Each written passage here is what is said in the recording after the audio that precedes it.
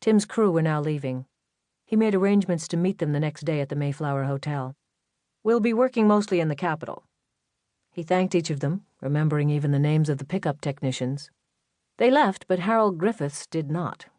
He hovered near.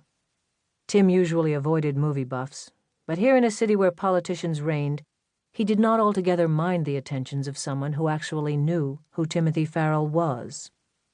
"Will you make another? I hope you don't mind me sounding like an eager reporter of your What the People Are Really Like films, or should be like, as my friend Jim Agee wrote in Time." Tim recalled a flowery but shrewd description of his work in Time.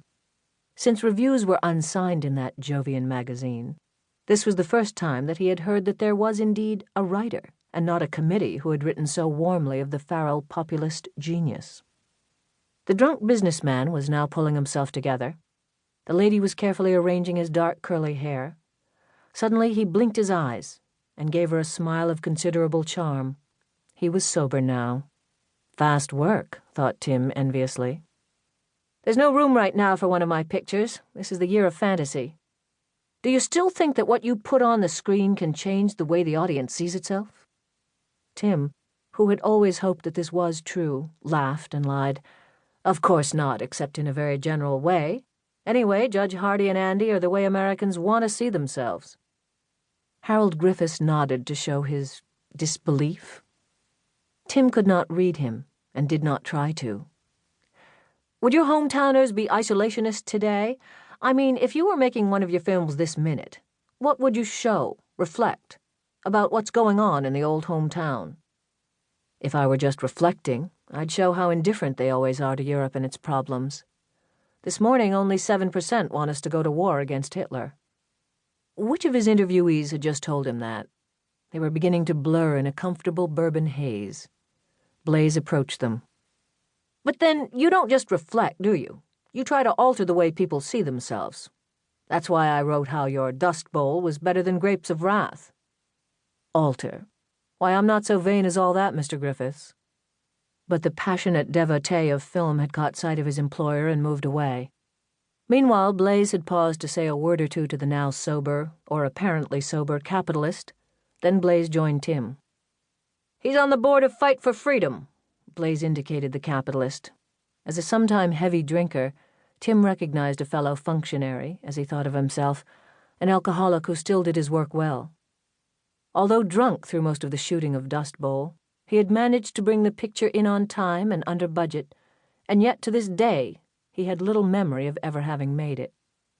Blaze was on his own track now. "Everyone's choosing up sides. Much too soon from my point of view. The fighters for freedom want us to go to war tomorrow to help England and France, and I'd rather wait, while you, being Irish, want England to sink beneath the waves." Tim laughed. "I don't know what I think, but certainly not that. This film of yours, the one now, isn't taking sides?" Blaze betrayed an uncharacteristic anxiety. "How can I? Each of you says what he thinks, and the rest is up to your hometown." "I don't think," said Tim, poignantly aware of how thoroughly he had failed to accomplish his self-appointed mission to recreate his country through lights and shadows on a million screens, "that the hometowners are ever consulted when it comes to death and taxes. Isn't that what we're here for?" "Maybe what you're here for." Blaze changed the subject. "She's here, you know, in the town." "Who's here?" "Your wife." "I never married, remember?" "You mean your half-sister?" Blaze reddened. "Yes, Caroline arrived 2 days ago from France. She asked about you, first thing, actually." Tim felt nothing but vague pleasure at the thought of seeing again, not so much a one-time mate, as a long-time, unvaryingly constant, if seldom present, friend. He had not seen Caroline since she had turned over to him her share of the Sanford Farrell studio, by then worth nothing, and gone back to France at a time when she was almost alone, in predicting that there would be yet again a great war. She had also made the point that as she had spent the first German-French war on a movie set, pretending to be a gallant nurse in search of her son in no man's land, she meant, this time, to be home at Saint-Cloud-le-Duc, where, she said delightedly, the real front is bound to be. I have progressed. Blaze took a card from his waistcoat pocket. "Here's a special number. Don't lose it, because if you do, I don't know how to get hold of another one." "Why? Where is she staying?" "At the White House. Where else? With the Roosevelts, of course.